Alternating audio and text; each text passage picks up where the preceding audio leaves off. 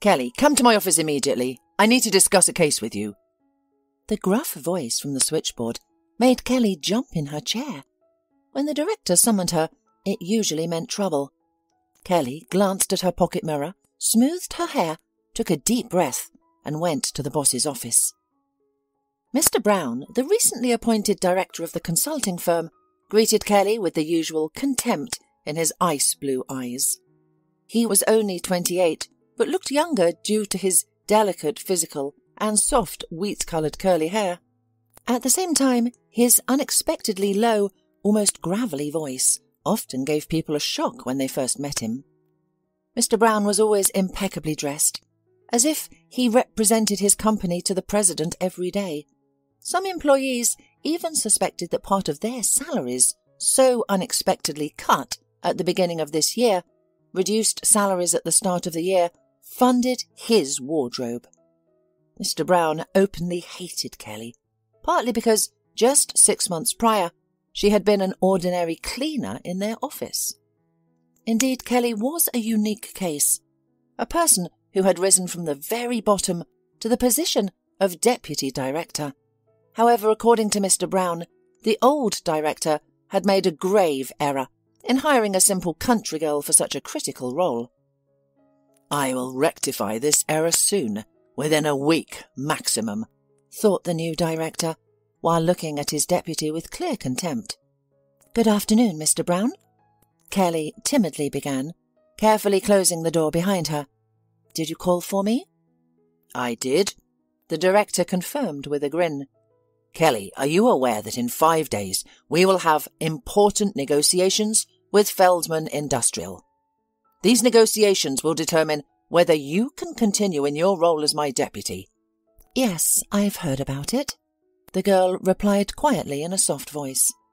Of course she was aware of these negotiations.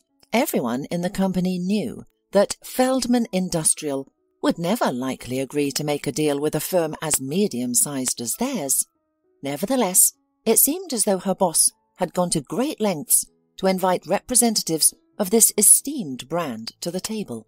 "Mr. Seagren describes you as a brilliant economist with remarkable diplomatic skills," Mr. Brown continued, squinting. "It would be a poor decision on my part not to let you demonstrate your abilities in such a significant case. Moreover, your skills and actions could potentially save the entire company." Mr. Brown delivered the final phrase with feigned drama, seemingly employing the humiliation of his unfortunate subordinate. Kelly was aware of where he was going, and it made her even more anxious. "Mr. Brown, I apologize, but I believe we discussed this a week ago. I am not authorized to conduct such important negotiations without your direct presence. It would be purely disrespectful to the people of Feldman Industrial. Moreover, in the last report, I presented all the potential scenarios regarding cooperation with them as partners. With all due respect, Mr. Brown, it's too risky. If we fail, all the company's assets could suffer, which we cannot afford. Remember, we already lost 20% of our shares on the market in July." Kelly tried to reason with the director, maintaining her inherent gentleness and politeness. However, she acknowledged that a man like Mr. Brown was unlikely to be swayed by such appeals. And so it was. While the young woman was explaining the situation, the chief literally drilled her with his gaze, looking for the slightest miscalculation in every word. "Do not tell me where I should and should not take risks," the director suddenly burst out. "Believe me, I am well aware of our share status and that part of the assets, which, by the way, you missed. Yes, don't look at me like that. You're who let it happen." Kelly stared at Mr. Brown in disbelief. She could never have imagined, even in her worst dreams, that she would be blamed for the company's declining financial stability. She had devoted herself to improving the company's fortunes, always pursuing the most profitable and long-term contracts. The director's accusation took her by surprise. "Sorry, Mr. Brown, but you are fundamentally mistaken. The incident occurred solely due to—" Kelly stammered, and Mr. Brown almost came right up to her in one big, sharp step. "Go on, finish your sentence, Roberts," the director urged. "So, whose fault is it?" The deputy quickly looked at her boss and bit her tongue. No matter how much she would like to voice everything she thinks about him and his skills, if she uttered a single word, as everything that had just settled down in her life would instantly come to an end. Kelly took a deep breath and said aloud, "The incident was solely due to external economic circumstances beyond our control." Mr. Brown smiled, his eyes still cold and angry. "Well done, Roberts. You stopped in time. Kudos. Now listen to me. On Friday, you'll hold final negotiations with Feldman Industrial. If successful, you'll keep your position. I might even give you a small bonus. As you said, we're in financial difficulties, so it's important to be moderate." What if the negotiations don't go as planned? Kelly dared to ask a question that was bold and dangerous. Mr. Brown settled into his chair, folding his hands and gazing thoughtfully at his subordinate. "If the deal falls through, consider it the start of a long, unpaid vacation," he declared. Kelly swallowed hard before clarifying. "So, you're saying you'll fire me?" "This conversation is over. I have other tasks to attend to," Mr. Brown said sharply, and feigned interest in some documents on his desk, leaving Kelly no option but to retreat to her office in tears. She was at a loss, unsure of her next steps. Attending the crucial business meeting was her only option, but she felt like she was signing her own termination letter. That evening, as Kelly walked home from work, she found herself lost in thought. The short walk to the bus stop gave her ample time to reflect on her past and ponder her uncertain future. Kelly had grown up in a severely impoverished family. Her parents were alcoholics who drank excessively. Not a day passed without Kelly taking out whole bags of empty bottles after her parents. The girl carefully sorted the glass and plastic bottles and then handed it over to a collection point. She also helped her mother with her work as a janitor, and this allowed little Kelly to have at least some pocket money with which she could additionally buy something to eat or save it for buying clothes to replace the worn ones. Due to constant malnutrition, Kelly was painfully thin. Kelly's mother showed little concern about feeding her daughter properly. Her father was no better. At times, he would drink so heavily that he would not hesitate to raise his hand against his wife or daughter. While he often physically abused his wife, he tried to limit what he called preventative measures against laziness to his daughter to once a month. Kelly, as much as possible, tolerated her parents' severe alcoholism and still loved them. She would tidy up their shabby apartment when her parents went out drinking with friends, and she even tried to prepare a decent meal herself. It was usually a simple dish, such as cheap pasta soup or fried potatoes. The most awful thing was that Kelly could not remember a single day when her parents were sober. Kelly's earliest memory was tainted by the stench of her father's hangovers. In one particular episode of drunken fury, he had torn apart her beloved stuffed bunny, just because the toy was in his way. Few people knew that Kelly was distressed about her family. Even when the girl was only 7 years old, she already realized that the way her family lived was not the norm in decent society. "Kelly, take out the trash. The smell is unbearable," they would command. "And get some beer for your father from the store. You have money, don't you?" "I know you do." Her father would tease, his teeth stained from tobacco and alcohol, threatening her playfully with his index finger. "Dad, I'm just a child. They won't sell me beer," a scared Kelly would counter, struggling to hold back her tears. "I'll whip you with a belt right now. You'll learn not to defy me." The man tried to frighten her, but he could barely take a step without swaying, as if on a ship's deck. "Kelly, do as your father says. Don't upset him or me," the mother added in a slurred voice. "Everyone at the store knows you. Tell them it's for your mum and dad to cure a hangover. They'll understand. Here's money. That should cover it."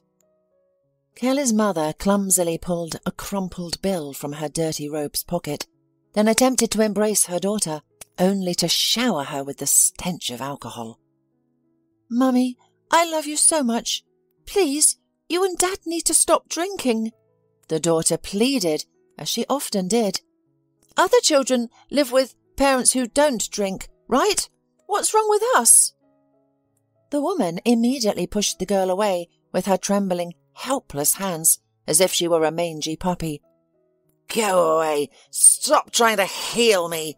she responded harshly. "You're too young to lecture your mother about the right way to live. You want parents who don't drink. Your own mother and father aren't good enough for you, are they? Ah, you little brat!" The woman raised her hand to hit the girl, but Kelly always managed to dodge, leaving her drunken mother fighting with air. "I feed you, I clothe you, I carry heavy buckets. I clean up streets every day to feed you. And you can't go to the store for me. What an ungrateful child!"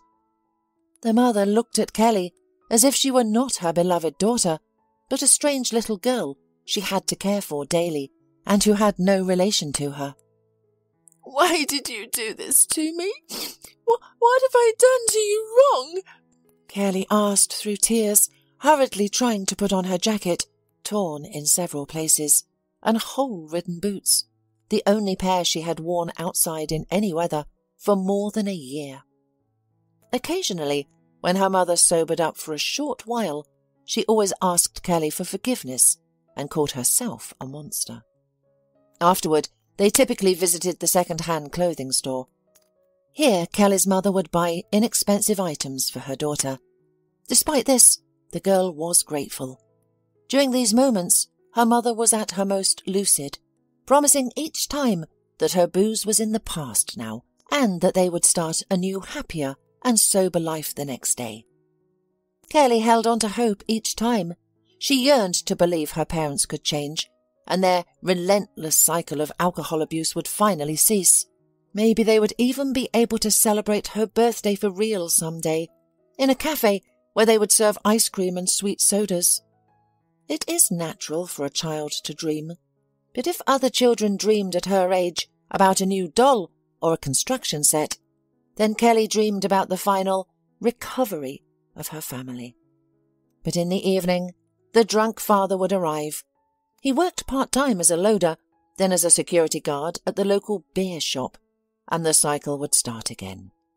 He would berate Kelly for defending her mother's right to sobriety and health. The unfortunate woman would endure this for several long, tiring hours, crying and lamenting her difficult life to her daughter. From her scattered memories, the girl inferred that before her birth, the family lived comfortably. They weren't wealthy, but they weren't destitute either. Their living standard drastically changed due to an unfortunate event. Kelly's father invested in high-risk bonds, using his apartment as collateral, and he and his wife lost everything. Soon after, a crisis occurred, leaving the couple unemployed. From this point, their gradual descent into the abyss started. Regardless of where the unfortunate spouses found themselves, they were either cheated or attempts were made to swindle them out of their money. As a result, instead of a proper salary, they were left with mere pennies, which were increasingly spent at beer and then liquor stores.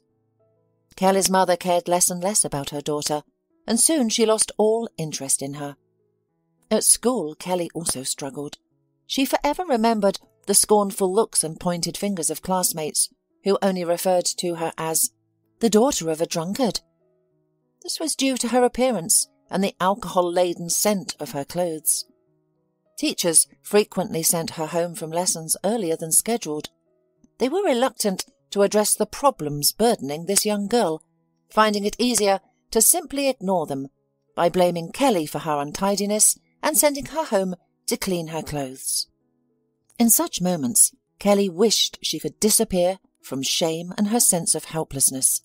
Despite her careful washing of old sweaters, she feared the smell of alcohol would forever follow her, as if it had seeped into her very being. Observing her struggle, the neighbours decided to call Child Protection Services, and soon a case was filed against Kelly's parents for failure to fulfil their parental duties.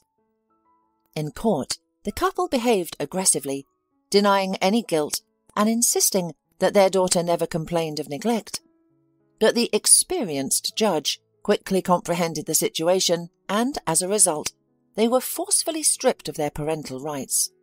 Initially, Kelly's mother wept, but she eventually accepted the situation, telling Kelly that it was probably for the best, as now someone would care for her. The girl had not expected such a reaction, but she remembered very well how painful it was for her at that moment, when her mother had actually abandoned her in favour of continuing her drunken lifestyle. Kelly's father, in turn, did not even look at his daughter. It seemed that it was completely incomprehensible to him why they were detained for so long, only to be told that their lives would now become easier.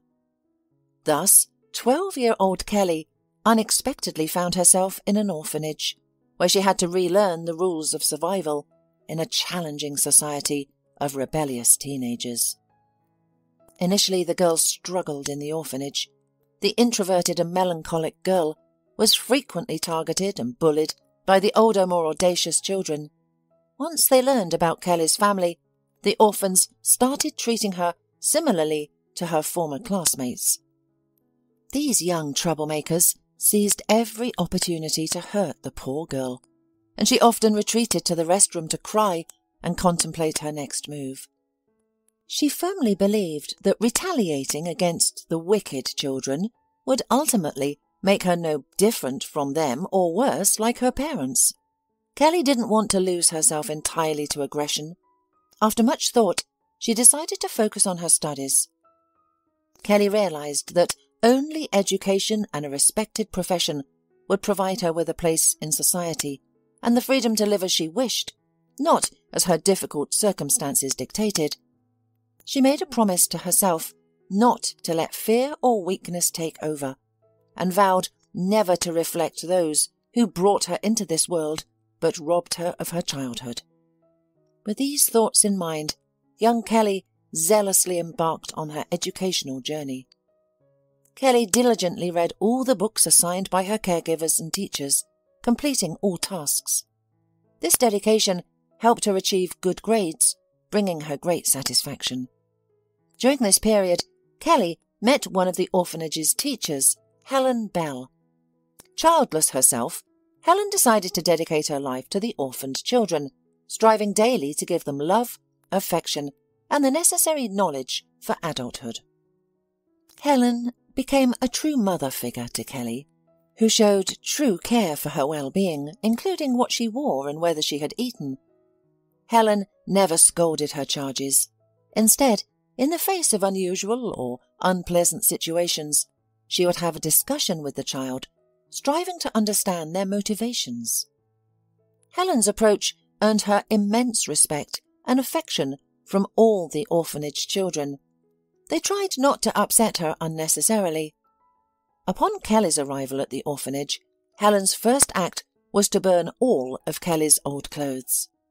Initially, the girl was terrified by this because they were about to take her only valuable possession, her clothes.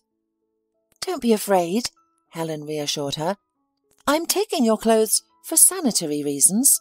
It's not suitable for a lovely girl like you to wear such ragged clothes. Let me take them, and we'll replace them with clean, neat clothes that you'll enjoy wearing."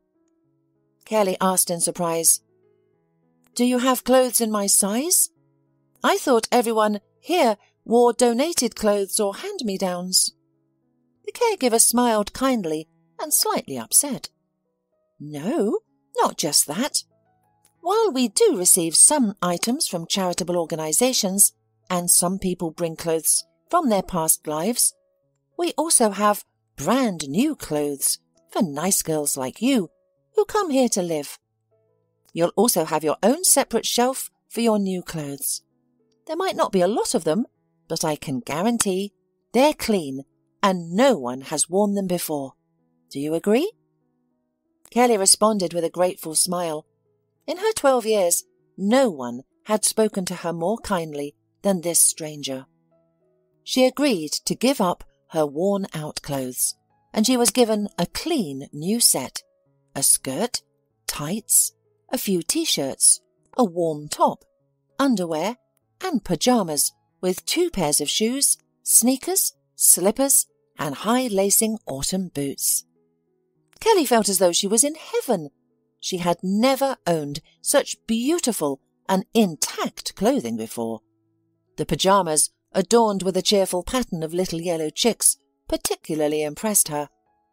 "What beauty!" she exclaimed in admiration. "It's casual," chuckled Helen, blushing slightly, "but I'm glad you liked your new clothes." The woman felt a bit embarrassed. She didn't expect that Kelly would find such delight in ordinary flannel pyjamas and new tights, and her admiration indicated her distorted perception of reality. Helen pondered whether Kelly's parents had ever noticed their daughter's needs. So, Kelly found a loyal friend and mentor in her caregiver, which made her life in the orphanage much easier. Each day she had a hot breakfast, a hearty lunch, and dinner. It was at the age of 12 that Kelly first experienced the taste of chocolate and fluffy marshmallows. In addition to her new dietary experiences, Kelly continued her education. Helen noticed her exceptional talent in math. After several one-on-one sessions, it became evident that Kelly had a natural aptitude for mathematical analysis and complex calculations.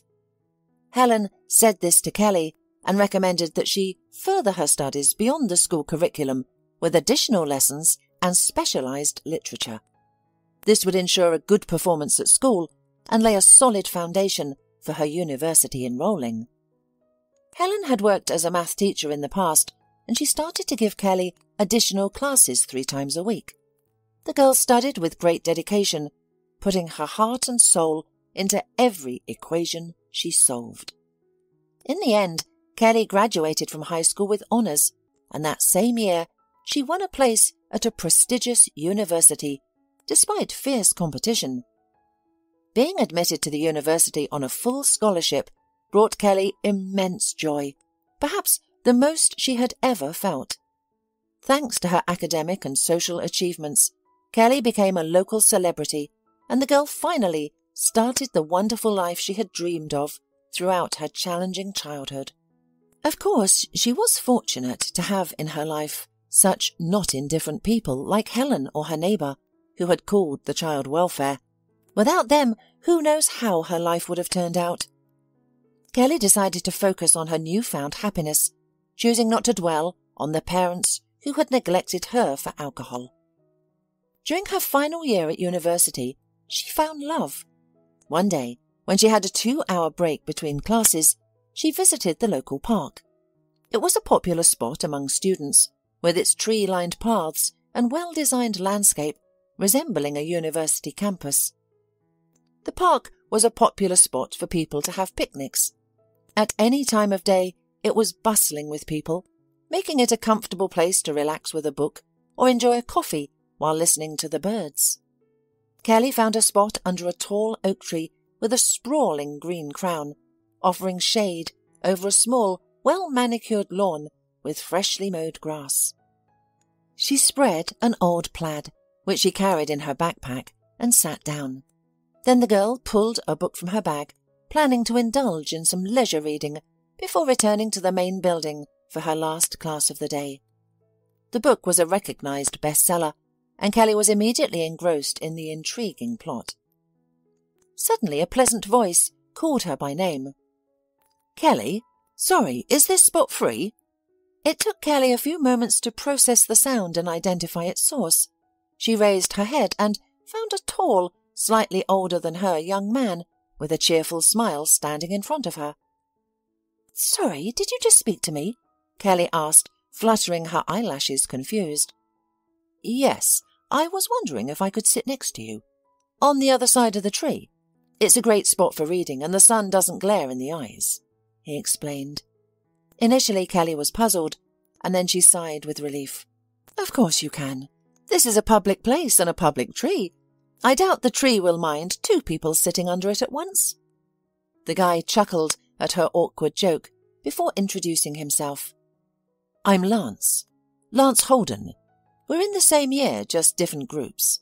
I hope you don't mind my curiosity, but I've heard so much about your exceptional abilities in mathematical analysis that I had to introduce myself."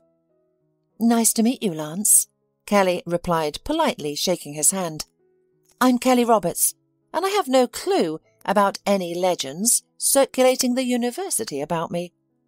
Lance smiled again, and Kelly noticed he seemed to relax, as if he had been nervous to approach her, expecting something other than normal conversation. Lance turned out to be a charming young man and a great companion. They discussed a range of topics, from board game quality to the latest episode of a popular summer series, while sitting under a tree. Kelly and Lance shared many interests, and Kelly enjoyed conversing with someone who understood her. Their friendship blossomed into a tender romance, and they found it difficult to spend a day apart. With Lance, Kelly felt she could be true, vulnerable, the person who needs protection from the world's harshness and whose love is worth preserving. Lance was equally, if not more, infatuated with Kelly. He promised to marry her after they graduated from university because they were clearly meant for each other. The only concern overshadowing their wedding plans was the behaviour of Lance's parents. As it turned out, Lance came from a wealthy and respected family. His parents had business in the construction materials industry, and they couldn't admit their son marrying a simple orphanage girl. Kelly had asked Lance not to reveal her past to his parents, fearing it would strain their relationship further. Nevertheless, Mr. Holden and Mrs. Holden somehow still got to know about the lineage of the potential daughter-in-law. Naturally, they were furious. "There will be no wedding," Lance's father exclaimed. "Do you understand? Your bride comes from a family of alcoholics. You're essentially marrying a ticking time bomb." "Dad, what are you talking about?" "Yes, Kelly didn't want to reveal to you her difficult past. Poor thing, she's experienced more hardships than you can imagine," Lance defended Kelly. "We couldn't imagine, indeed," Mrs. Holden retorted. "We never got drunk or lay drunk under the fence." "Mum, stop insulting my bride," Lance retorted, his anger flaring.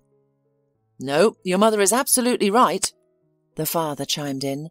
"Lance, consider the kind of children you might have given such genetics. Do you understand?" Lance stubbornly shook his head.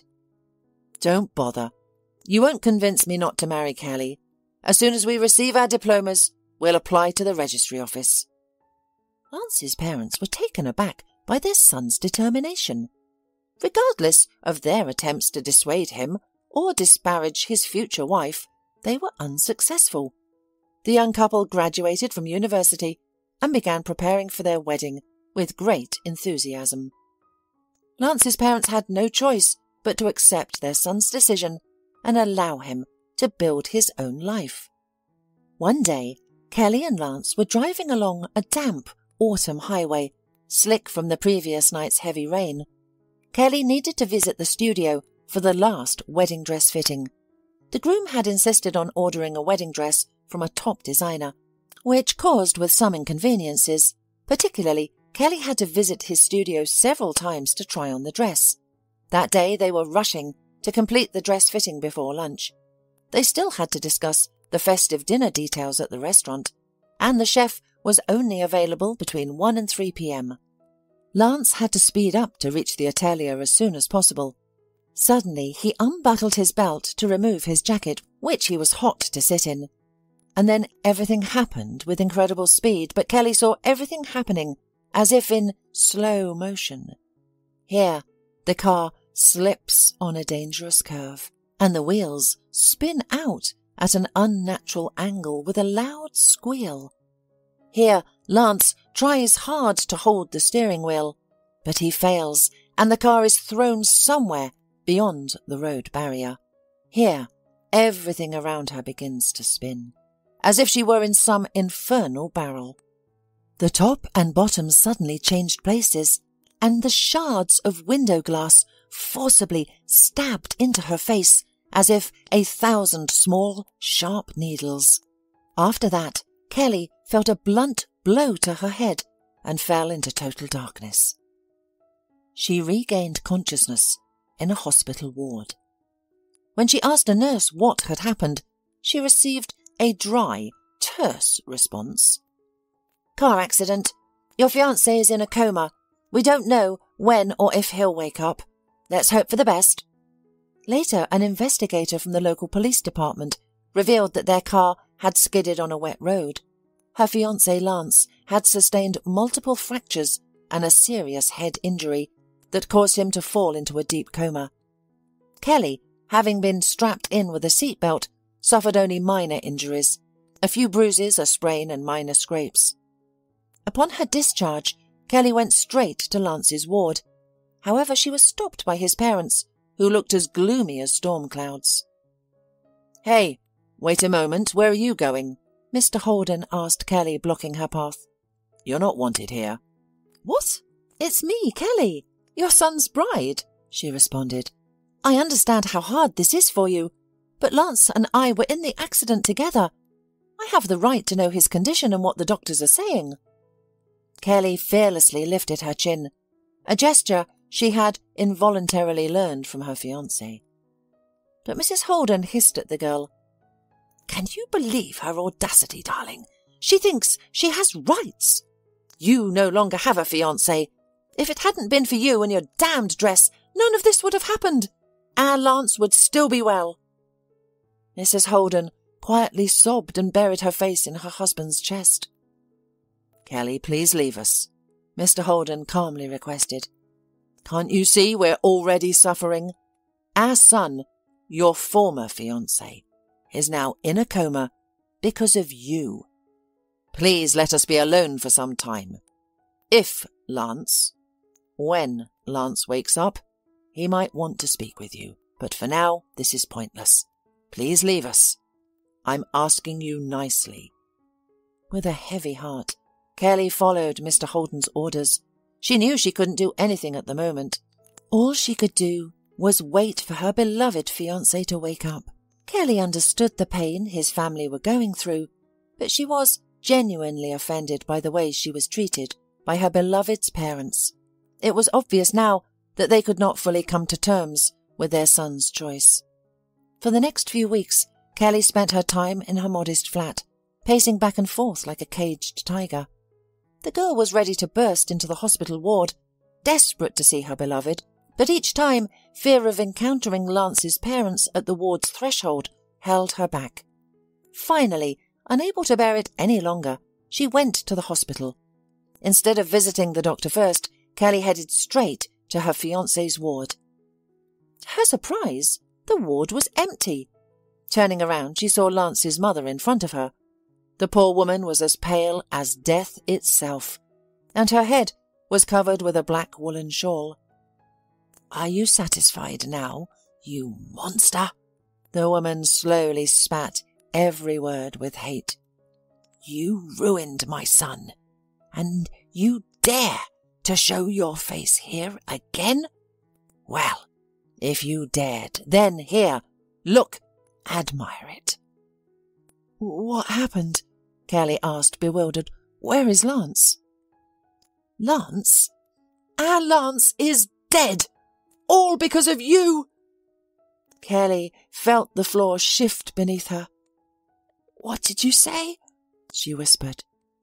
Lance is dead? Don't even think about showing up at the funeral. If you come near us, I'll order the guards to shoot you like a rabid dog, warned Mrs. Holden. Understand. Now get out. I don't want to see you any more. Kelly didn't argue with the grieving woman. She just slowly, like in a nightmare, made her way to the exit. She never got the opportunity to attend the funeral of her beloved. Lance's parents failed to invite her and strongly suggested she would face severe consequences if she dared to even glance at the sombre procession from a distance. Kelly spent several weeks in a severe depression. She could not eat, drink, and was tormented by constant nausea, which, as it soon turned out, was not related to the tragic events in the girl's life. Upon purchasing a pregnancy test from a nearby pharmacy, Kelly discovered she was pregnant. The news filled her with both joy and fear. How could she raise a child alone? What kind of mother could she be, given her unhappy past? These questions haunted her. Later, a hospital visit revealed she was expecting twins. This news complicated her situation even more. She urgently needed to find a job to support herself during pregnancy and then her newborns. The savings she and Lance had put aside for their wedding were barely enough to last the winter, and what would happen after that was uncertain. Kelly was certain of one thing. She needed to leave the city quickly. She feared that her late fiancé's parents, when they learned of their grandchildren, might try to take them away from her. After hurriedly packing her bags, Kelly bought a bus ticket and fled to another city that same night to avoid potential harassment from the Holden family.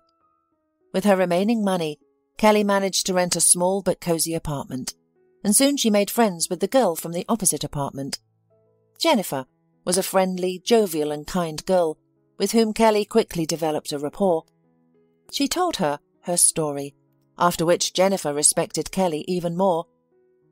"I don't know what I would have done in your place," Jennifer said, shaking her head thoughtfully. "Your strength is truly admirable. I promise to help you in any way I can. Now you're not alone, Kelly.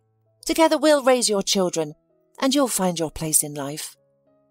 Kelly was grateful to Jennifer for her kindness and understanding, so she tried to hold on and not to upset her with her doubts, which, time and again, arose in Kelly's troubled soul.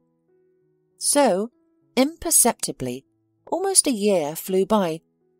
Kelly gave birth to twins, Zoe and Andrew, and Jennifer helped in every possible way, acting as a second mother to the children. A little later, when Kelly recovered from childbirth and again began to work, picking up all the part-time jobs that she could, she often hired a nanny, and she was also greatly assisted by Jennifer, who understood what it was like to be a single mother with 2 children. Her mother also raised her and her sister without any support.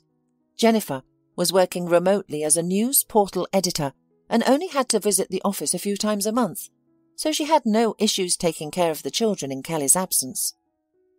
Kelly saw her young children only twice a day, early in the morning before she left for work and late at night when she returned home. The girl was not afraid of any work. She washed floors in offices and shopping centres, worked as a dishwasher in small cafes and canteens, and even tried to give consultations on economics at the local city forum. While these jobs did not pay significantly, they allowed her to provide for herself and her children, which was her top priority. Kelly was incredibly grateful to Jennifer for helping care for the twins. When they were old enough, she enrolled them in a local kindergarten. Despite being well qualified, Kelly struggled to find work in her field of economics. Whenever potential employers learned of her young twins, they were quick to show her the door. After a couple of months of struggle, Kelly resigned herself to it and decided to get a job as a cleaner in a trading company and then prove herself there somehow. That's how she found herself in that particular consulting firm. There she was taken without much trouble, because it was difficult to find well-performing their work cleaners, and the previous employee just retired this year. Therefore Kelly became a convenient and reliable option for them. but Kelly herself had her sights set on the sales department, hoping to become a manager eventually. At first, no one in the company took the silent but polite cleaner very seriously. Kelly came to the office every day, mopped the floor, vacuumed the carpet, dusted the office equipment, and collected and threw away all sorts of office waste. In short, she did not give the impression of a person who understood anything about economics. However, everything was decided by chance. In one of the late evenings, when most of the employees had already left their workplaces, Kelly noticed a quarterly report on the desk of the senior manager. There were many figures and calculations of all kinds, looking at which, Kelly immediately realized that there was a serious error in the documents, missing which would mean dooming the company to great financial losses. Kelly removed her rubber gloves and collected the documents from the table. She took a pen with her, too, and went to the director's office. Fortunately, he was still there, dealing with the reports of other departments. "Oh, Kelly, what brings you here?" the man expressed with genuine surprise. "I thought you had finished tidying up and returned to your children." Mr. Seagren, the director of the company, was a very kind and decent man. Kelly greatly admired his treatment of everyone in the office as equals, from senior managers to cleaning staff. He spoke respectfully to everyone, never flaunting his status, and served the firm's interests over his own. "Excuse me, Mr. Seagren," Kelly began cautiously. "I noticed a significant error in the senior manager's calculations and thought you should review it. I think I might even know how to correct it." The director frowned and asked, "What do you know about these things? Did you go to college?" 5 years in economics, graduated with distinction," Kelly replied with a shy smile. Mr. Seagren's eyebrows shot up in surprise. Well, if that's the case, let's see the mistake you found." From that moment, the director saw in Kelly more than just a diligent, humble cleaner. He recognized her as a brilliant economist who could solve even the most complex problems. Several times Mr. Seagren consulted with Kelly on financial matters, and then one day he unexpectedly summoned her during work hours. Kelly was puzzled about why she was abruptly called into the director's office. She knew that she had left the office immaculately clean from the evening. During her shifts, the premises were always in perfect order. There was simply nothing to criticize her for. When Mr. Seagren called Kelly to his office that day, he thought of something else. He had long ago noticed in this skinny cleaner an executive and unquestioning employee, so he was sure that his unusual offer would give her a charge of unprecedented optimism and motivation. "Come in, Kelly, don't be afraid, have a seat." The director gestured to a chair. The young woman nervously sat down on the edge of the plush chair. "I've been watching you for a while, Kelly," Mr. Seagren began. "I must say, I am very impressed by your analytical skills. You've been working in our office for over 6 months now, and I've decided it's time for you to put your cleaning tools aside for more intellectual work. Kelly, I want to make you the head of sales, my deputy. You've helped me many times, and I believe I couldn't find a better candidate. Do you accept?" Kelly was taken aback by the director's offer. She had never considered the possibility of becoming a senior manager or a deputy director. She would be truly happy even with a sales manager position. Despite the surprise, it was a great opportunity, of course. "Mr. Seagren, your offer is unexpected," Kelly began cautiously. "But I agree, and I'm deeply grateful for your trust. Believe me, I won't let you down." "I'm sure I won't regret it, Kelly. Well done," said Mr. Seagren, shaking her hand, and let her leave early that day to prepare for her new position in their company. Mr. Seagren watched the girl leave with a contented smile. He had no doubt that he had made the right choice. That's how Kelly Roberts became the deputy director, a role she thoroughly enjoyed. It allowed her to fully apply her knowledge and her years at university were fully rewarded in the 5 months she worked at the consulting company. Kelly's enthusiasm and skills led to remarkable sales figures in a short period. Everyone was pleased with Kelly's economic strategy, so she felt secure in her new position. The results of her work spoke for themselves. It seemed as though Kelly's life was improving.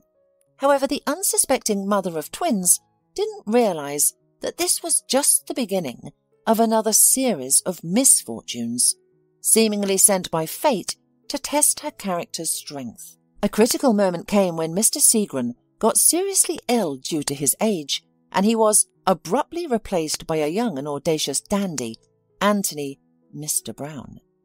As a distant relative of one of the company's co-founders, he behaved like a king at the head office.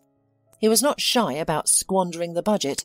If any employee dared to challenge their actions, they were promptly dismissed and replaced with someone more compliant. From the first day of their acquaintance, Kelly was disliked by Mr. Brown. He disliked having a deputy who was well versed in finance and understood all that he wrote in the reports, which were aimed to confuse his colleagues on the board and hide the company's extravagant spending. More than once, Kelly pointed out to him the supposedly accidental mistakes in the figures, and it pissed the young director off to no end. Learning that Kelly had risen to the position of deputy from being a cleaner, he decided to get rid of her.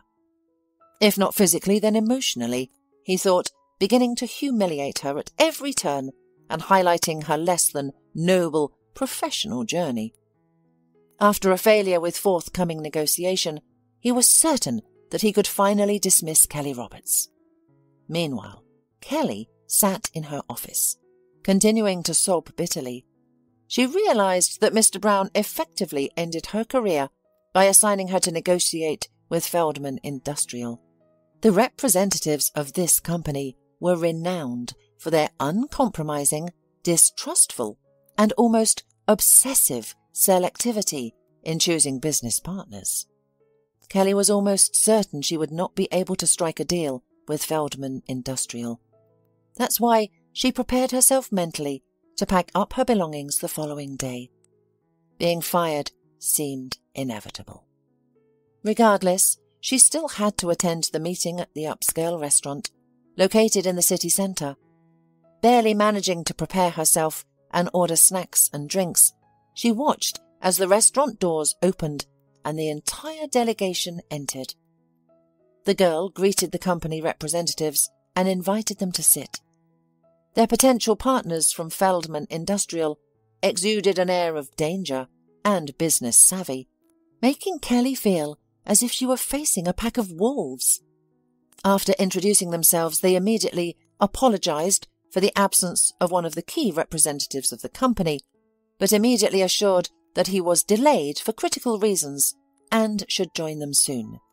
Even though the beginning of the negotiations turned out to be quite nervous and tense, Kelly was able to provide the business partners with a maximum of useful information about their company, thanks to which the conversation reached a new, much more constructive level. In the middle of the negotiations, a late member of Feldman Industries entered the restaurant and made his way to the table where the negotiations were taking place. As he approached, he greeted everyone, and when Kelly saw his face, it seemed to her that the air in her lungs instantly ran out. The astonished look in Lance's eyes suggested he also recognized Kelly as his once intended bride. After concluding their business negotiations, which, incidentally, proved beneficial for both parties, and waiting for their partners to depart, Kelly and Lance embarked on a difficult conversation. "Kelly, why did you leave? Why did you abandon me?" Lance asked with bitterness. "I didn't leave you," Kelly replied sadly. "Your parents told me you were dead. They forbade me from attending the funeral." Overwhelmed by emotion, Kelly broke into tears, hiding her face from the prying eyes of the restaurant patrons. Oh my goodness, what a black, vile lie! Lance exclaimed angrily, then gently wrapped his arm around Kelly's shoulders. "If you'll allow me, I'll never let you go again." All Kelly could do was nod in agreement, still trying to control her flood of tears. It was as if the woman's heart had suddenly been turned inside out, revealing to the world all the stitches that still connected its broken parts to each other. Soon it was revealed that Lance's parents had deceived him, labelling his fiancée as a cheater and defaming her to the young man, who was barely recovered from a coma. They had claimed that Kelly had left him for a more promising suitor, and Lance in his youthful naivety had believed them. Afterward, his family had found a bride for him that they believed would meet the elite family standards. However, this marriage was short-lived, and the couple soon divorced.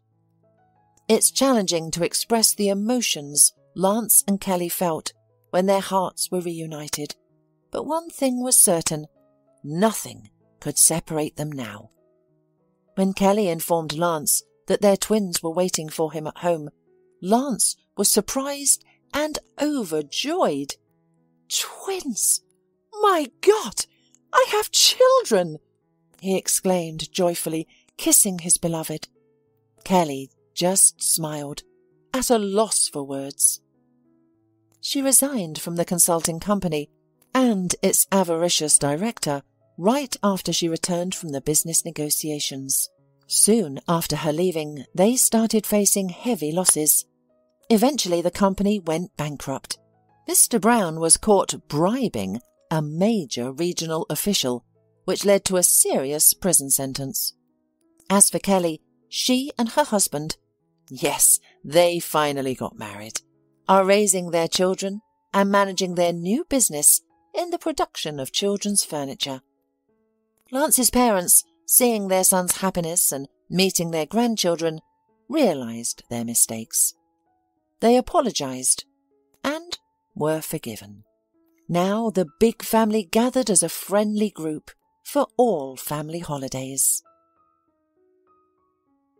Hola, suscríbete a Historias Vitales para no perderte nuevas historias. Mi esposa había estado trabajando en su proyecto especial durante 4 meses ahora. No era su proyecto personal, pero ella era la persona principal y responsable de su éxito. El proyecto estaba diseñado para salvar a su empresa, Bixler Enterprises. Los últimos 4 meses habían sido difíciles porque se vio obligada a trabajar duro. Era importante tanto para ella como para la empresa. Había una buena posibilidad de que Bixler Enterprises quebrara si el proyecto no se completaba. Sarah tenía una licenciatura de Albrecht y un MBA de Wharton. Era la más inteligente de la familia. Yo empecé a trabajar como mecánico de autos justo después de la secundaria y después de 21 años seguía siendo mecánico de autos. No me importaba porque me gustaba el trabajo y pagaba bien. Era suficiente para pagar la universidad de Sarah y criar a 2 hijos. No vivíamos lujosamente, pero estábamos bien. Los niños ya se habían mudado, y las cosas iban bastante bien con nuestros ingresos. Sarah quedó embarazada 3 meses después de casarnos a la edad de 18 años. Durante los primeros años de nuestro matrimonio, vivimos con mis padres. Ellos tenían una gran casa vacía ya que 4 de mis hermanos se habían mudado. Eso significaba que teníamos una niñera mientras Sarah completaba sus primeros años de universidad. Debido a 2 embarazos, la carrera de 4 años le llevó 6 años completarla. Fue difícil, pero lo logró. Siempre tuve trabajo y nunca me faltó trabajo extra si lo necesitaba. Después de que Sarah se graduó de Wharton, alquilamos nuestro propio lugar. Tuvo ofertas de trabajo de varias empresas grandes, pero todas requerían que nos mudáramos. A mí no me importaba, pero Sarah quería quedarse cerca de casa. Por eso decidió trabajar en Bixler Enterprises. Pagaba bien, pero lo más importante, le daba responsabilidad y la oportunidad de avanzar. Sarah era una empleada trabajadora y dedicada. La presentación es el jueves en el Hotel Thyssen en Filadelfia. Tomé unos días libres en el trabajo para ayudarla según fuera necesario. Al final, todo lo que logré fue hacerle algo de comer cuando llegaba a casa. No sabía nada sobre su trabajo, ni tampoco quería saber. Los negocios corporativos de alto nivel me aburrían. Empresarios de Europa, Asia y América del Sur venían aquí, la empresa pagaba sus boletos de avión y proporcionaba habitaciones en el Hotel Thyssen mientras estaban aquí.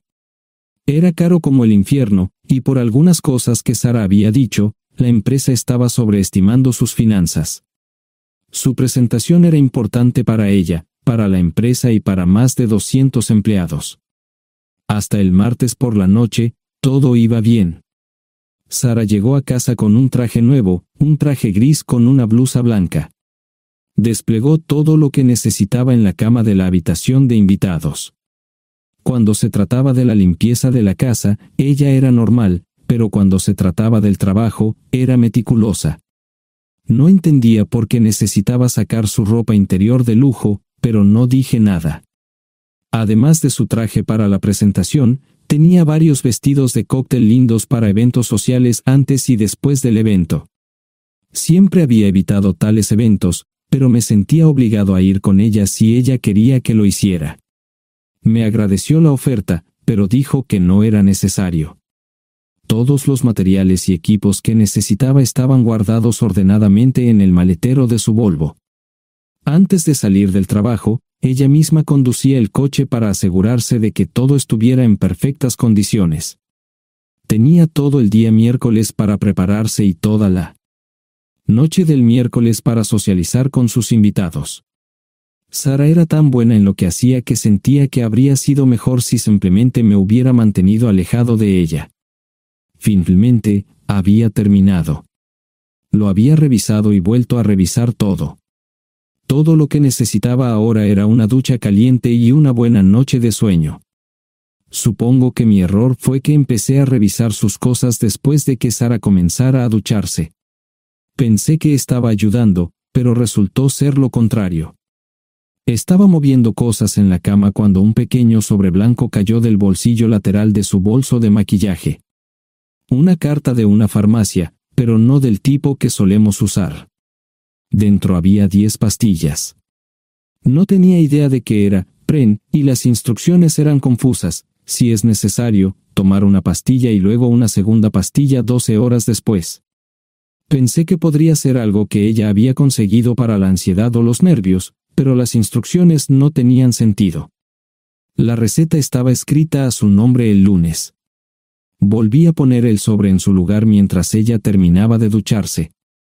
Decidí que quería saber más sobre Pren antes de contarle sobre ello. Por supuesto, si lo mencionaba, significaría que estaba revisando sus cosas. Odio los dilemas. Mientras Sara se preparaba para dormir, fui a nuestro ordenador doméstico y busqué. 10 minutos después, me uní a mi esposa bajo las sábanas.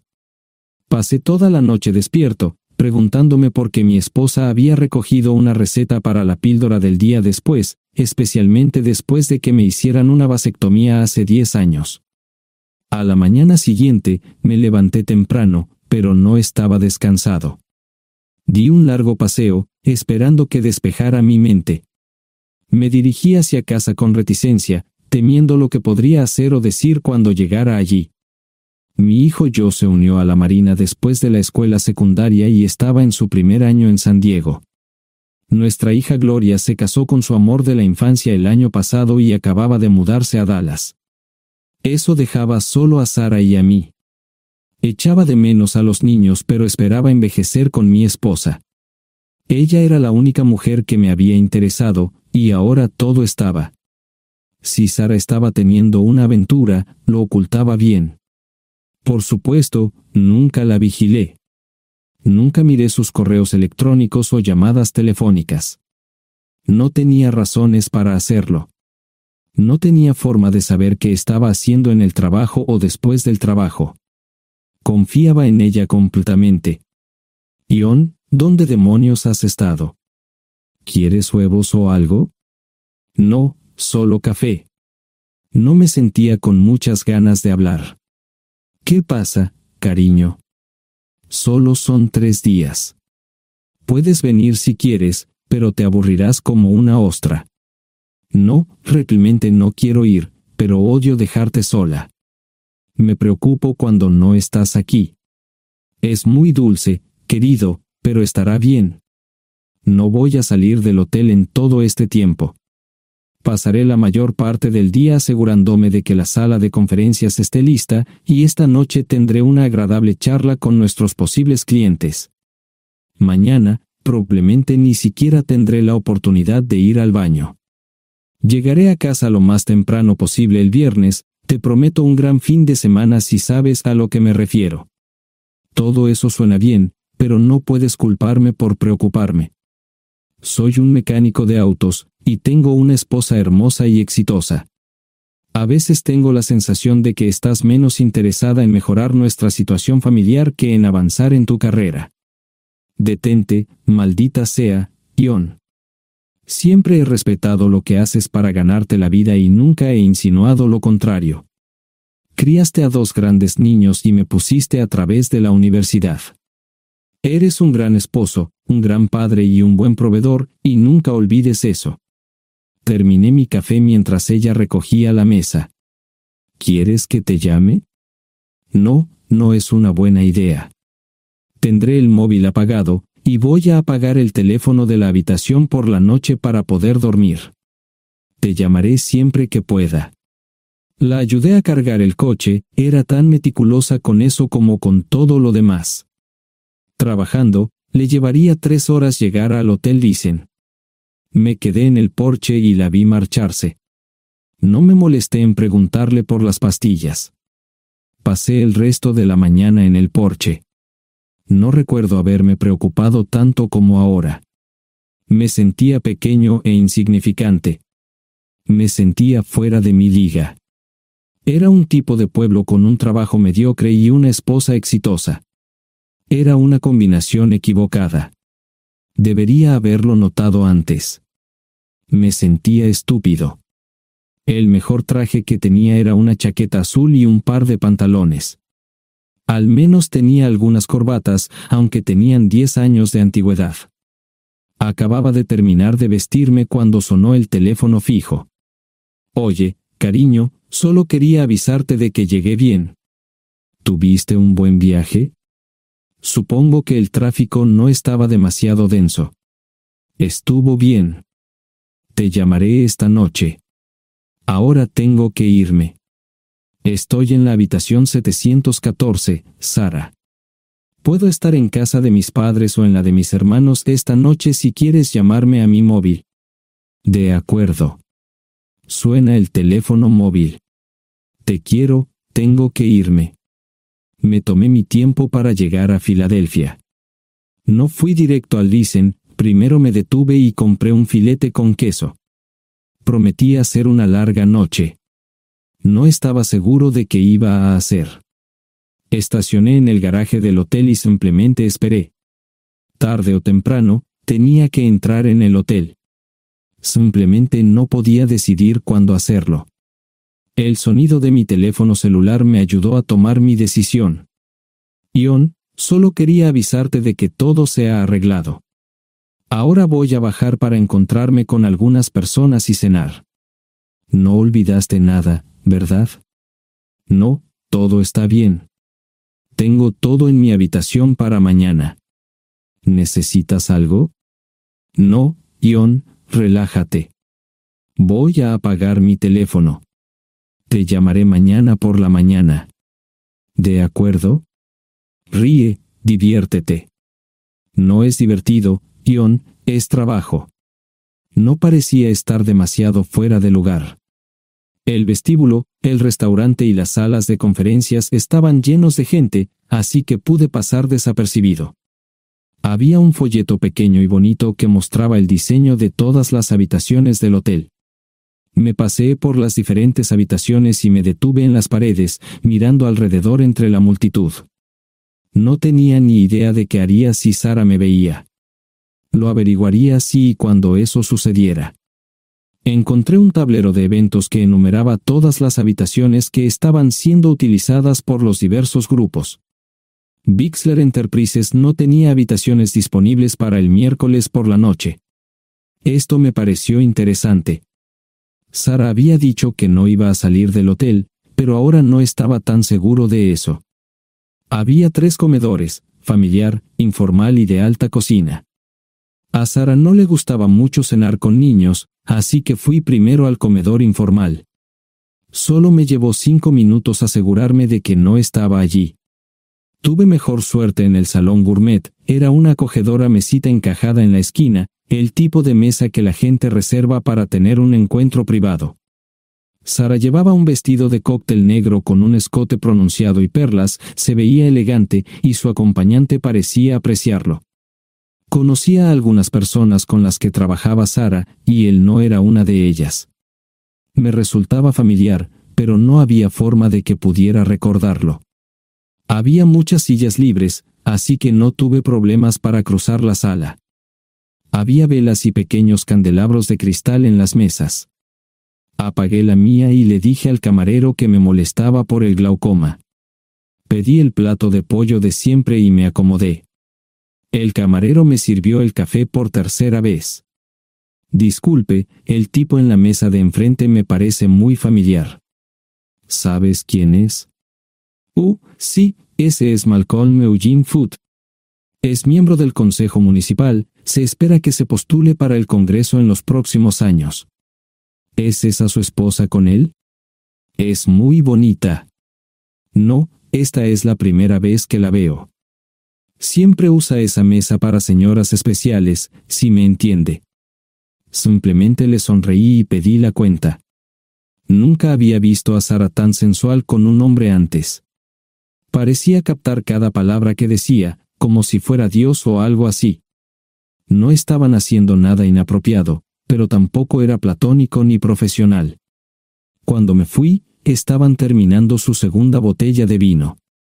Ahora entendía por qué se había llevado su lencería elegante. Me acomodé en una esquina del vestíbulo para que no me vieran. 10 minutos después, salieron del restaurante. Ella le tomaba la mano mientras caminaban por el vestíbulo hacia el ascensor.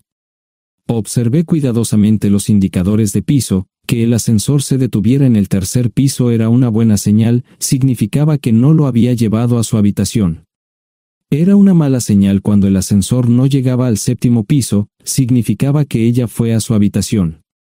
Por si acaso me equivocaba en algo, me senté en el vestíbulo y observé el ascensor durante 1 hora. La gente entraba y salía, pero Sara no estaba entre ellos.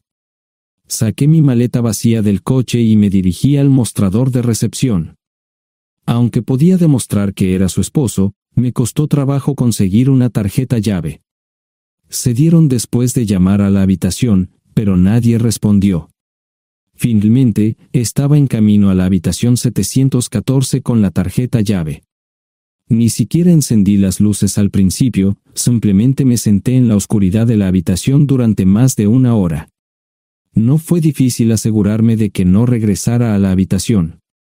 Primero, empacé todas sus ropas y pertenencias personales. No dejé nada atrás. Revisé el paquete de Preven, todavía quedaban 10 pastillas en el tocador. De manera muy ordenada, estaban todos los artículos que necesitaría para su presentación al día siguiente.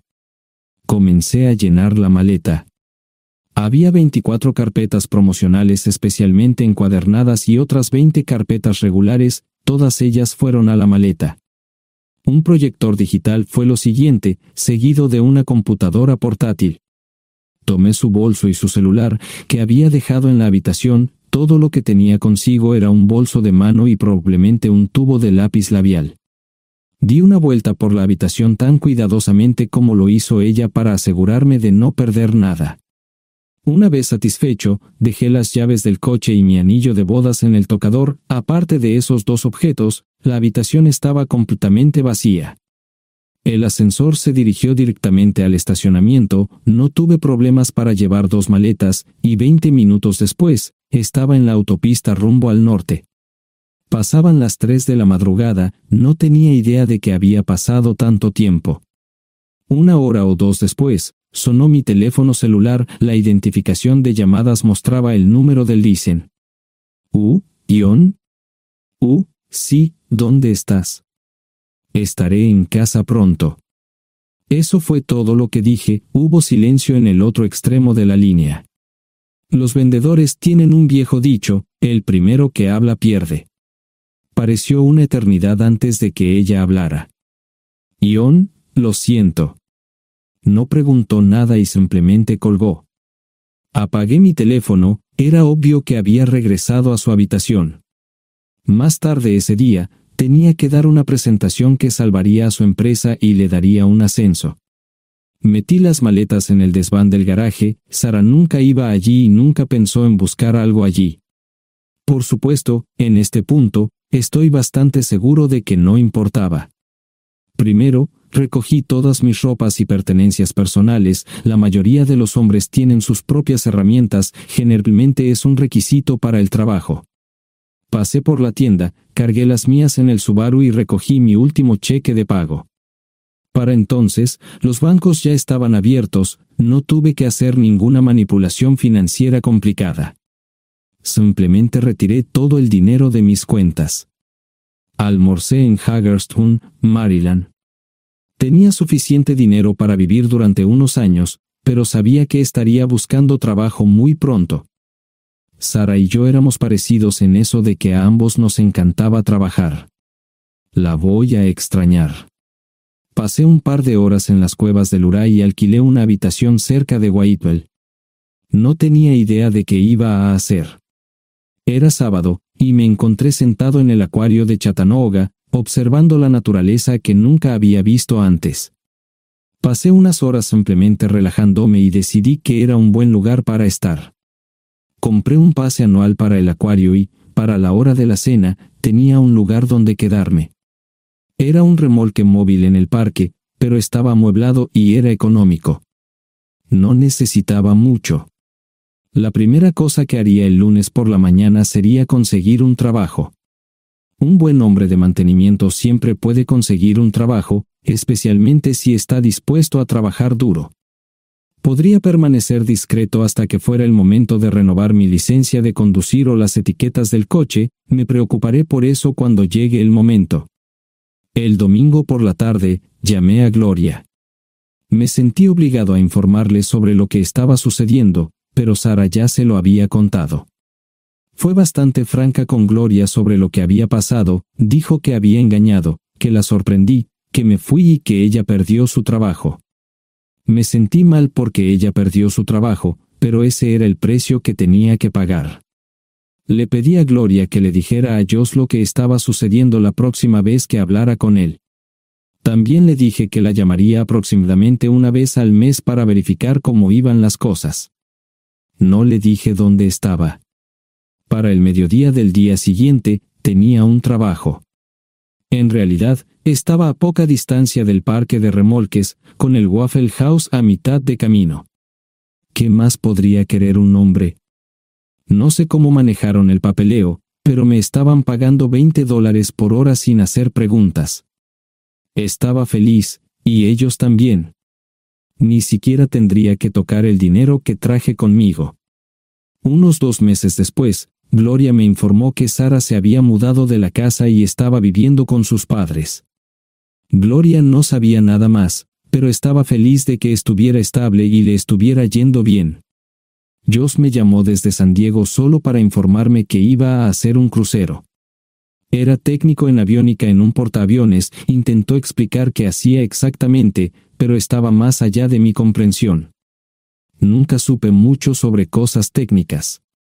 Ambos tuvieron cuidado de no decir nada malo sobre su madre. Aprecié eso. Después de eso, todo siguió como siempre. Comencé a hablar con Gloria al menos semanalmente. Josh y yo comenzamos a enviar correos electrónicos regularmente. Gloria hablaba regularmente con Sara, pero decía muy poco sobre lo que estaba haciendo o dónde estaba. Nunca presenté la solicitud de divorcio, y parece que Sara tampoco lo hizo. Tengo una licencia de conducir de Tennessee y las etiquetas en el Subaru. Comencé a frecuentar un bar local un par de veces al mes y tuve encuentros casuales. 2 mujeres se alternaban como mis compañeras nocturnas regulares. No buscaban compromisos, y yo tampoco. Parecía funcionar bien para todos nosotros. La vida era buena. Eso fue hace mucho tiempo, y gradualmente olvidé a Sara. Con el tiempo, el Subaru comenzó a darme problemas, había olvidado cuánto tiempo había pasado. Tenía más de 200.000 millas. Estaba reflexionando sobre esto con una jarra de cerveza un día cuando me di cuenta de que habían pasado casi 5 años desde que me fui de casa. Mantuve un contacto cercano con ambos hijos. Gloria ya tenía 2 hijos propios en este momento y quería que los visitara. Josh casi se casó con una mujer tailandesa, pero en el último momento, se negó. Por lo general, trabajaba 6 días a la semana y usaba el domingo para recuperarme del sábado por la noche. No había ninguna buena razón para que alguien llamara a la puerta de mi remolque a las 6 de la mañana de un viernes. Su grosería fue recompensada por un hombre medio desnudo abriendo la puerta. Los calzoncillos del día son repugnantes, y la dama en la puerta, juzgando por la expresión en su rostro, estuvo de acuerdo conmigo. Ella apartó la mirada, pero su compañero no parecía impresionado. Norm habría usado pantalones, pero en un momento como este, los invitados me molestaron. Estamos buscando a John Terrell. No los conozco. Me llamo David Simmons, y esta es mi esposa Mara. Tenemos un problema y esperamos que nos puedas ayudar. Lo siento mucho, no trabajo a altas horas de la noche. Si necesitan algo relacionado con su auto, tendrán que ir a la tienda.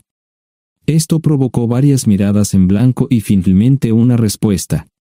No tiene nada que ver con tu trabajo, es más un problema personal. ¿Podemos entrar? El interior del remolque lucía desordenado, rara vez tenía invitados, así que rara vez lo limpiaba. Incluso mis novias insistían en que fuéramos a su lugar. Hagan como en su casa, déjenme ponerme los pantalones enseguida. Al entrar en el dormitorio, dejé la puerta abierta solo para mostrarles lo hospitalario que soy. También me puse una camisa. ¿Les gustaría tomar café? Solo tomará unos 10 minutos. Aparté algunas cosas del sofá para que pudieran sentarse. No hubo respuesta a la pregunta del café. Tenemos una hija adoptiva de 4 años y otra de 2 que necesita un trasplante de médula ósea, y esperamos que nos puedas ayudar. Estamos dispuestos a pagarte si es necesario. ¿Con mi médula ósea? No, queremos usarla y estamos dispuestos a compensarte por cualquier inconveniente. Creo que quieren comprarla. Estaba actuando como un listillo, y de repente me di cuenta de ello. Estas personas eran serias, tenían un problema real y estaban buscando ayuda. Lo siento mucho, no quise interrumpir. Por favor, continúen. Nuestra mejor oportunidad de encontrar un donante es un familiar cercano. Eres nuestra mejor esperanza. Mira esto. No quiero ser un grosero, pero creo que se equivocaron de persona. ¿Cuándo nació su hija? Cumplirá 5 años en julio. Marcia Simmons habló por primera vez, y sonó sincera. Odio ser el portador de malas noticias, pero me hice una vasectomía hace 15 años. No hay forma de que pueda ser su padre. ¿Por qué tu nombre estaba en el certificado de nacimiento? No puedo responder eso, tal vez deberían preguntarle a su madre. Esa afirmación fue recibida con silencio. Sentí pena por estas personas, pero no sabía cómo ayudarles. ¿Cuál es el nombre de la madre? Sarah Lise Terrell. No encontraba las palabras. Tal vez no debería haber tomado esas malditas pastillas de ella, por supuesto, entonces esas personas no tendrían una hija en absoluto. Todo lo que pensaba que había superado el dolor, y aquí está de nuevo, viejos recuerdos de mi esposa teniendo relaciones sexuales con ese maldito político de Filadelfia. Estaba empezando a olvidarlo todo, y ahora estaba de vuelta. Maldita sea. Ahora entiendo y pido disculpas por mi grosería e insensibilidad. Haré todo lo que esté en mi poder para ayudarles. En primer lugar, porque no puede Sara hacerse un trasplante de médula ósea. Médicamente, no puede. ¿Por qué no? Es madre, tiene que ser una donante adecuada. Ella es una donante adecuada, pero está demasiado enferma. Los médicos se negaron siquiera a considerar utilizarla. ¿Enferma de qué? Está muriendo de insuficiencia hepática. Le quedan menos de 6 meses de vida. Esto no tiene sentido. Siempre ha estado perfectamente sana. Además, no creo que un hígado enfermo le impida donar médula ósea. El hospital no aceptará su firma en el formulario de consentimiento. ¿Estás diciendo que hay algo mal en su cabeza? Ambos me miraron en silencio, sabían la respuesta, pero no querían decirlo. En ese momento, no quería que se sintieran aún más incómodos. Hace 10 minutos, no me importaban, pero ahora sentía que tenía que protegerlos y ayudarlos. ¿Cómo sucedió esto? ¿Podría alguno de mis hijos ayudar? Quizás, pero pensamos que eras nuestra mejor esperanza. ¿Por qué no van tras su padre, su verdadero padre? Pensamos que eras tú. No tenemos ni idea de quién más podría ser.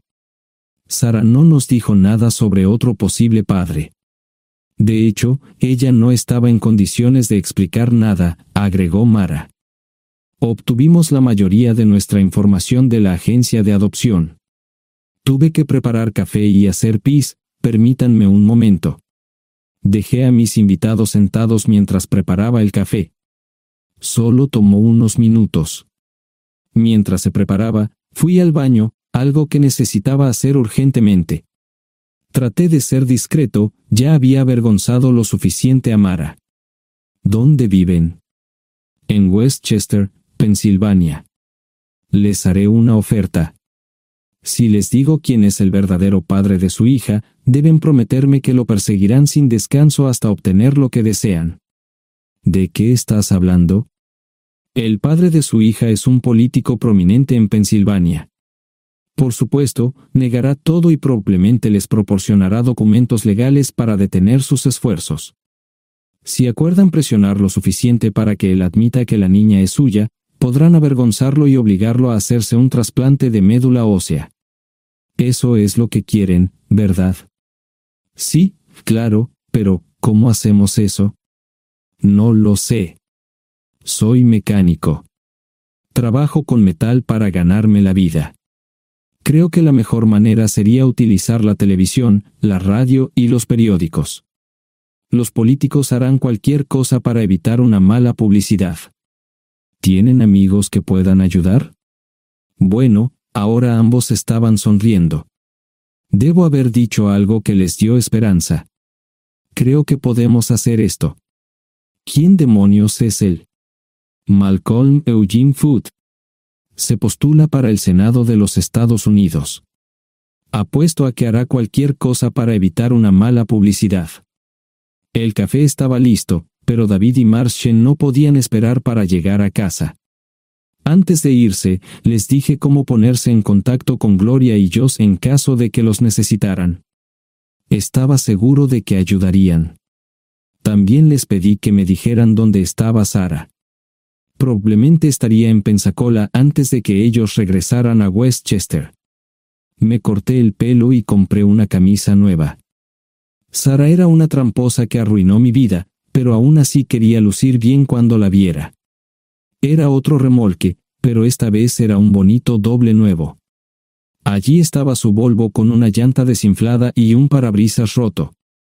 La mujer que abrió la puerta no era Sara, parecía que la habían empapado fuerte y la habían dejado empapada. Tenía al menos 45, tal vez 50, y debió haber tenido una vida difícil. La falta de maquillaje no ayudaba, y simplemente se veía horrible. No tuve la oportunidad de abrir la boca. Caray, si no es John Terrell. Nunca esperé verte aquí. Tuve que usar la vieja línea, me estás poniendo en desventaja. Sherry Hart. Pasa, entra. ¿Quieres una cerveza? No, pero gracias. Estoy aquí para ver a Sara. Sherry cruzó la habitación y se detuvo en el buffet del comedor. Aquí está, John. Mírala todo lo que quieras. Su mano señalaba una urna de latón que estaba en el centro del buffet vacío. Supongo que llegué demasiado tarde. No me moví, Solo me quedé mirando el contenedor frente a mí. ¿Puedo tomar una cerveza ahora? Sara se mudó a Pensacola después de dar a su bebé en adopción. Compró el remolque con el dinero que recibió de Bixler Enterprises después de que la despidieron. Tenía una participación en las ganancias, 401k, y vacaciones y días de enfermedad. Eventualmente, consiguió un trabajo en una fábrica local de prendas de vestir donde trabajaba en el departamento de envíos. Allí fue donde conoció a Serri. Serri alquilaba una habitación de Sara. Cada centavo que Sara ganaba iba para el alcohol. Empezó con vino y gradualmente pasó a bebidas más fuertes, las más baratas. Eventualmente, perdió su trabajo debido a su alcoholismo y se vio obligada a usar sus ahorros. Nunca salió con nadie ni salió a ningún lado. Serri se quedó con ella, pagó sus servicios públicos y compró alimentos que Sara no comía. Le llevó más de 3 años quitarse la vida. Increíblemente, ella tenía un testamento y me dejó un doble remolque y un Volvo. Serri explicó que Sara estaba tan angustiada por lo que había hecho que simplemente se rindió. No intentó evitar el embarazo ni siquiera terminarlo. La adopción se había arreglado meses antes de que naciera el bebé. Nunca volvió a trabajar, excepto en los trabajos clandestinos que hacía mal. Serri dijo que Sara no parecía tener ambición ni propósito en la vida. Sara hablaba mucho de mí pero tenía miedo de intentar contactarme.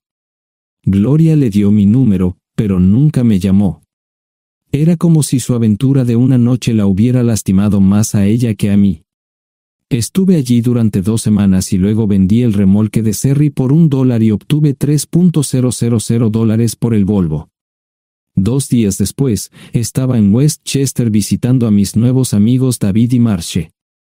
Malcolm Eugene Foote resistió al principio, pero David y Marche lo presionaron hasta que cedió. Insistió en pruebas de ADN, que demostraron que era el padre. Para salvar la cara, más o menos lo obligaron a someterse a un trasplante de médula ósea, que fue exitoso. La carrera política y la vida familiar de Malcolm no dejaron una impresión favorable. Su caída en las encuestas fue tan rápida que el partido lo reemplazó por otro candidato unos meses antes de las elecciones. Su esposa solicitó el divorcio y fue muy pública al respecto. Sara y yo estamos viajando ahora a Dallas para ver a Gloria y a mis nietos.